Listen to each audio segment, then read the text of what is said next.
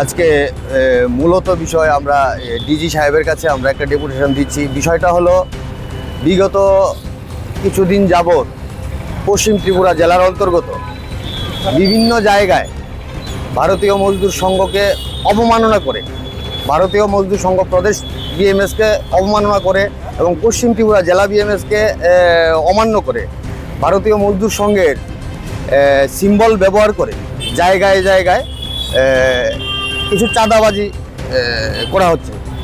তো সুতরাং আবার এটাও পরিলক্ষিত হয় যে কিছু কিছু শোরুমের মধ্যে কে বা কাহারা এখনও আমাদের কাছে নাম আসেনি, কিন্তু কমপ্লেন্ট আমাদের কাছে এসছে যে 50,000 টাকা দিতে হবে, 1 লক্ষ টাকা দিতে হবে, এইভাবে তারা ডিমান্ড করছে।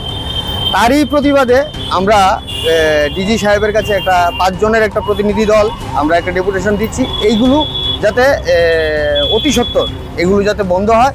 কারণ ভারতীয় মজদুর সংঘের ভাবমূর্তি নষ্ট হওয়ার পাশাপাশি বর্তমান সরকারের ভাবমূর্তি নষ্ট হচ্ছে।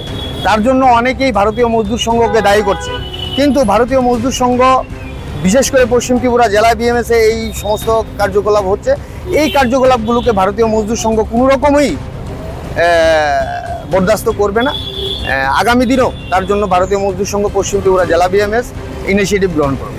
কারা কর্তৃক আপনারা কোনো কিছু এখনো নাম টাম আমরা এখনো বলতে পারবো না। যদি প্রশাসন নিজে গিয়ে দেখে যে কোন কোন জায়গায় চাঁদাবাজি হচ্ছে, ইউনিয়নের নাম করে সিম্বল ব্যবহার করে, এগুলোকে বন্ধ করা হোক।